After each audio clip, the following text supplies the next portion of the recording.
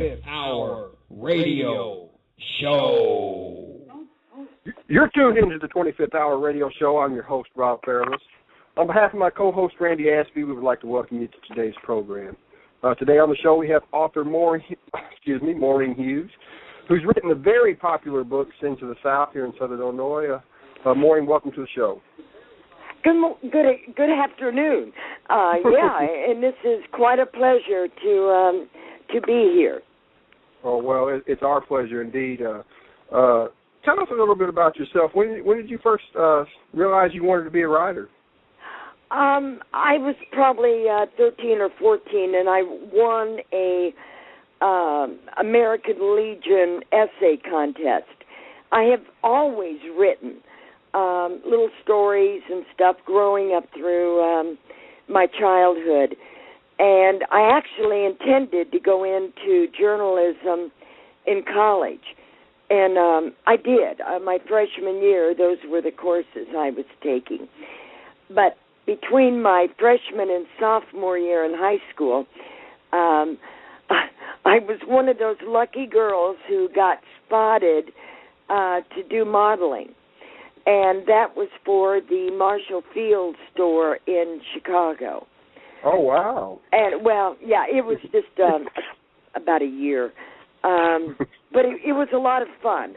It was just something I did not take seriously. That was not my goal in life, but it did put me through college, so I'm grateful.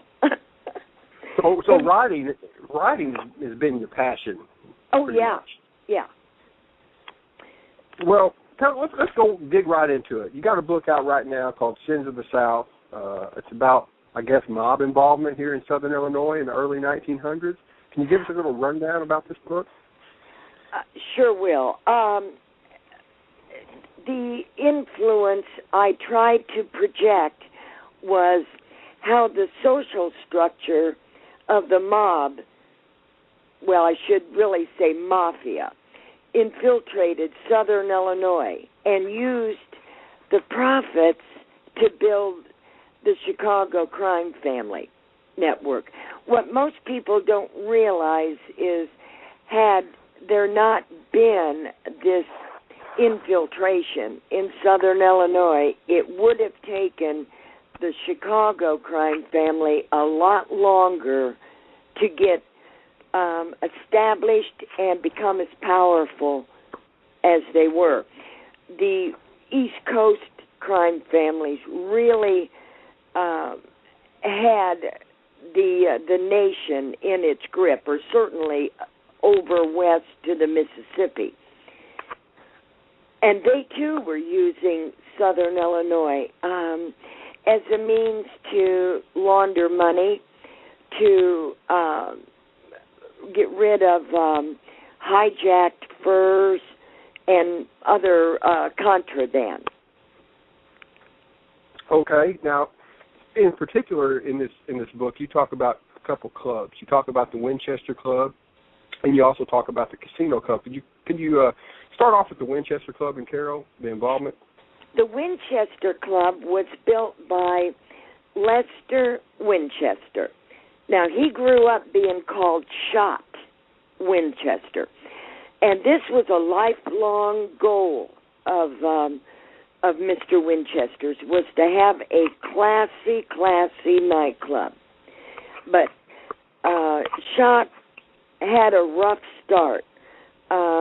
He committed a murder at age 13, and that was because a guy that he was shooting dice with, which was an afternoon game amongst some school kids, Shot caught one of them using a loaded pair of dice. He called him on it. The kid would not say, yeah, I did, and Shot and the other guys tried to get this kid to just drop it, give everybody their money back and we'll start all over. But the kid wouldn't do it. And then he started calling Shot's mother every foul word that he could come up with. So Shot asked him one more time to apologize and we'll start all over and all will be forgiven. But he wouldn't do it. Shot went home, got the shotgun, and come back and shot the guy and killed him. So he did, the sentence was 30 years. He only did 7, I believe. He was sent to Menard. He was one of the youngest men ever to be sent there. And, of course, we all know Menard was, about the worst you could, the penal institution you could be in. So back then, even at that age, he was sent up as an adult. Yeah. Yeah, and this really, his parents couldn't understand that. But the judge told Schott's parents he had intent to commit murder by leaving, going home, getting the shotgun, and coming back. That showed intent to kill. Therefore, they had the right to sentence him as an adult. Okay. And I really don't think they had juvenile facilities like we have today. The choices weren't that good. I understand that completely. I thought about that after I said that. Yeah. So Schott gets out of jail, and what happens? He starts living his life, still with the idea that one day he was going to have a nightclub. He hauled moonshine, he ran numbers, and now this was not for himself. He worked under Wortman, Buster Wortman, who pretty much had a solid hand in the southern counties, Pulaski, Union, Alexander, those counties. And he kept his nose clean. Other than that, he didn't hang around with Buster Wortman or the Sheltons or the Gardner brothers, Jake Rubin. They were all low-level mobsters.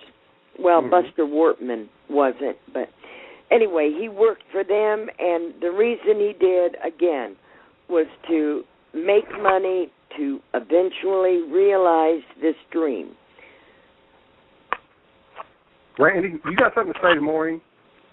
It's amazing to me to hear all this information. As a child growing up, I listened to my grandfather tell me stories about, the way things were. And, when you listen to an older person like that telling you stories, you just think they're trying to make things more glamorous than what they are. But, after hearing all 10 this, miles in the snow, I walked 10 miles, yeah, that kind of thing. Yeah. Well, I guess what I want to ask is, back then, how did you go about becoming part of an illegal organization? Did you go to them, or did they come to you, or how did that come about? Well, for Schott, he went to them. He knew what was going on. I mean, I think everybody did in that era. And he was looking for work. And so, hey, here's a young kid that's dumber, basically, than a box of rocks. We don't have to pay him the going price, but we'll still get our profits, our money. So that's what they did. And Schott was sharp. He had a wit about him. He had a charm. And I think kids were just more mature then than they are now. So he approached one of the Shelton brothers and got on as a driver to haul moonshine. And he was bringing in $400 or $500 a week. Now, that's a lot of money. It was. Even today, that's a pretty even good, today. Yeah, exactly. That's middle class today. Yeah. He put in long hours, and, of course, he had to be clever enough to avoid the federal agents. And there's a couple of stories in there how he avoided the agents, and they were cute and clever. But I had more than one person tell them to me, so I feel like they were quite factual. Now, what time period are we talking about, really? I'm sorry, Randy. I want to give our listeners an idea of what time period we are actually talking about. In the 20s and 30s. Okay. I just wanted them to know that. The people that haven't read the book, I want them to kind of get an idea of what time period they're talking about. When you say $400 or $500, and then you're saying 1920s and 1930s, we're talking big money. Okay, go ahead, Randy. Well, what I was going to ask is, you've got people logging and working in box factories and just scraping by, and then you've got somebody who obviously has more money than them. Was this kind of lifestyle one that was hidden, or did everyone kind of know that this person was dealing in illegal activities? Or I don't know if they knew Schott was so much because, again, he was still just, in his young, early 20s. I think the difference was Schott never tried to exceed his expectations. He did exactly what he was told and nothing more. He never tried to cheat his boss like others did. They would keep out more than what they should have, more money, or maybe they sold some Canadian liquor, for instance, on the side, and then claim they didn't know what happened to it, So Schott wasn't that kind of a person. And I think, again, surviving was the key issue in those days. Illinois suffered the flood, which Schott remembered. He helped where he could with people that were stranded or homeless. So even though he had this horrible blemish on his youth's record, he was still an honorable person. Now, diamond in the rough. I'm sorry, Ray. How does the Winchester Club tie into the casino club here outside of Karnak, Illinois? Okay. Or the old casino club. Yeah. Schott Winchester, what I never was clear on, nobody could absolutely tell me, is whether the building was already at the intersection of 37 and I think that's 146 up at Karnak, Illinois. Yeah. It was on the northeast corner. Well, Schott ran that, and he even started a baseball team with the local boys. And again, that was to keep him out of trouble. He had tournaments, baseball tournaments there, and it was a very popular thing. And that also is mentioned in the book. Then profits from that, he bought roughly 2,000 acres of land over a period of years. In fact, Shawnee College sits on some of it today. He also bought 2 or 3 homes in Grand Chain and then rented them out. And all that money, every penny that he could save, he did. When he, I guess, thought he had enough, he started selling off the ground and the homes in Grand Chain, and he built the Winchester Club. And that was something else. He built it on Route 37, south of Olmsted. Mm-hmm. About 2 miles, maybe, 2.5 miles. Now, is that bar, now I might be completely wrong, was that bar called Club 37 later in the years? No, that was different. Different. Okay. Yeah. Club Winchester was huge. And after Adlai Stevenson had the state troopers come down, well, all over Illinois, and stop gambling, Winchester couldn't make a go of it. So he sold the club Club Winchester.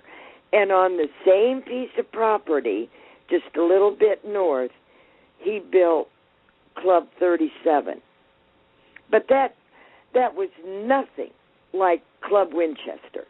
Mm-hmm. It was just a local bar, whereas the Club Winchester had 7 waiters, and they all wore white starched coats.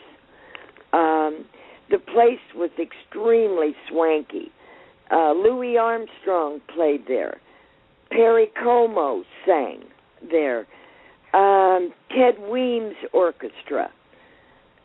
In fact, I talked with the drummer of the Ted Weems Orchestra, and boy, when they got a booking at the Club Winchester, that was something. That meant something. Yeah. Okay, so okay, where does Eli Sergent fit into this picture? Or Eli Sergent? Yeah, Club. And all the. Yeah, Club Winchester. I'm sorry, the Casino Club was sold to Eli and Mary Sergent, and when that happened, the owners of the land that the Casino Club was built on found out that it was now a bar and there was gambling going on, and they threw a fit. In fact, they had the sheriff out there. They pressed charges against the sergeants because it was in the deed of the land that no gambling or liquor be provided on their. They were extremely religious people. So when the sergeants were processed with this arrest, they immediately got a team, I guess actually 2 teams of horses, got the Casino Club raised and put on logs, had the team of horses pull it across the road to where it sits today. That's how they avoided being charged with a bunch of charges. Mm-hmm. It was really pretty clever. Now, I know a lot of our listeners have frequented the Casino Club many times before it shut down, before Mary passed away. Sure. A few years back. And they're very interested. Mary used to tell us stories about her husband, Eli. Now, what was his involvement with, I guess you would say, the Mafia? Eli Sergent was Illinois' best fence. He was fencing Canadian liquor, guns, and a lot of jewels, a lot of jewelry that was stolen in California, like from movie stars or wealthy people, was brought to Kansas City, then to St. Louis, then to Eli Sergent. And Eli would hold it and then sell it to the East Coast Mafia families. Okay, now we were talking before the show started. You said you were mentioning something about Capone's something with Capone. Can you tell us what that? Right. Eli Sergent's occupation was well digging. He was very well known in the area for that, and he learned that trade from John Capone, Al Capone's brother. So he had this legitimate business going on, which was a great cover for his fencing.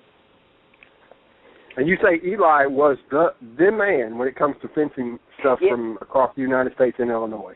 In Illinois. In Illinois, what he got, the man in Illinois was Eli Sergent. Exactly. Exactly. That's And pretty good. Mary had the business head. She ran the Flamingo Club and sold that to buy the Casino Club. But she was the one that was very monetarily shrewd and a great lady. Which, everybody liked Mary. Absolutely. Everybody from this area knew Mary. Like I said, she would give, I guess the old saying is, give the shirt off her back to anyone who needed help. She employed a lot of people around here. You would never really expect, that other side. Exactly. You know what I mean? Yeah.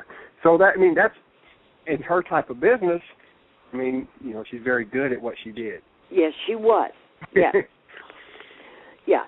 They also dealt in stolen or counterfeit sugar stamps during the war, World War II.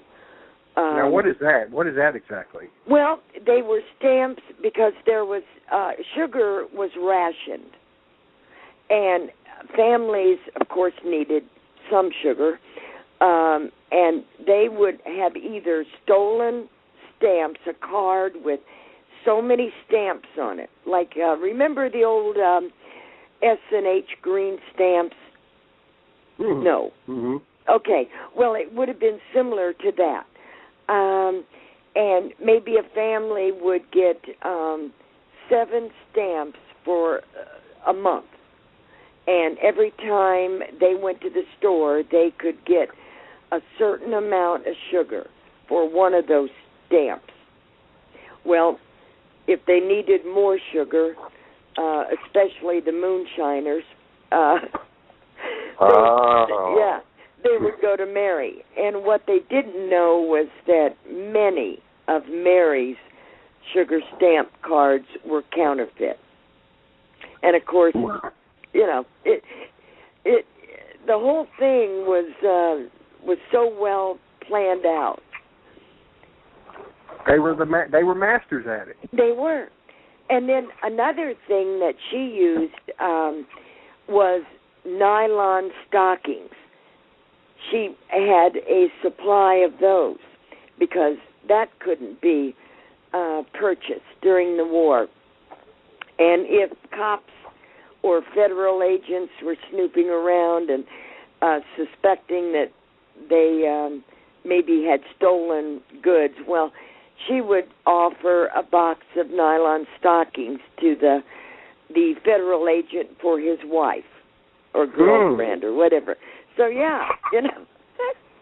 paying them off. Randy, we got 6 minutes. We got 6 minutes left. I know you got something to ask Maureen before we get off here. Yeah, did you run into any brick walls while you were doing this research? Did you come into any dead ends? Were there just anything that stopped you in your tracks that you just couldn't get to? All the time. I found out that the death of Schott Winchester was ruled a suicide. The inquest jury wanted the state of Illinois to reinvestigate. The Pulaski County would not do it. And the reason is because it was a cover-up. I proved that it was a murder by the crime pictures and documentation. But I had to fight like hell to get documents. And when I did, they had been altered or things scratched out that shouldn't have been, not if it was an official document. But that was so typical back in the day. I know who killed Schott Winchester. I found the man that drove the 2 killers to do the deed. He's very elderly. But anyway, he said he proved or told me that no, Schott Winchester did not commit suicide. He was murdered. Wow. And another thing your listeners may be very interested in, Jack Ruby was a car dealer at the Spur Inn in Karnak. Jack Ruby, the Jack Ruby that shot Lee Harvey Oswald. Yes. And that's all in the book. I explained why he was there and why he left. Jack Ruby had issues. He left Karnak to be a gun runner in Texas. And the guns were coming through Cairo, going to Texas, and Jack Ruby would get them to be delivered to Cuba. And this is back in the 50s. Wow. Maureen, this book, everybody out there listening, you've got to get this book. And Maureen, before we get off here, I said we got 3.5 minutes. I want you to tell these people how they can get this book and read it, because everyone wants to know what's inside of it. They can go to Amazon.com, type in Sins of the South, and they'll see it. They can go to Barnes & Noble, and if Barnes & Noble doesn't have it on their shelf, they can order it. Or they can get a signed copy through me. My email is MAUREN_3849@yahoo.com. Well, Maureen, man, thank you so much for being on our program. You're always welcome to come back. This has been a very interesting discussion with you. Randy, you got some final words with Maureen. Maureen, thank you so much, and I just reiterate what Robert says. Thank you so much for such an interesting, in-depth conversation about our area and things we did not know. Well, thank you. This has been a pleasure for me. I thank both you and Robert. It's been a joy to do this, and in spite of the crime, I love Southern Illinois. It is a beautiful place. It is. It is. The weather, you never know what the weather. Yeah, you never know what the weather's going to be like here, but it's beautiful. Hey, that's part of the charm. It sure is. Well, Maureen, good luck on everything you do. Good luck in your book sales. Good luck in your writing career. I look forward to seeing to reading your book now more than ever. Good. Good. And I hope we hear from you again sometime. Well, that would be great. And anybody that's got further questions, send me an email. I'll do my best to answer. Well, you heard it here from Maureen herself. This has been the 25th Hour Radio Show. You can find us on Facebook at the 25th Hour Radio Show. You can join us Sunday at 4 o'clock. 4 o'clock, we got a band from New England called Grand Glory. And until then, I'm Rob Fairless, and for Randy Ashby and Maureen Hughes, we will talk to you later. Thanks again, Maureen, for being on our show. Thank you. Thank you, Maureen. Bye-bye.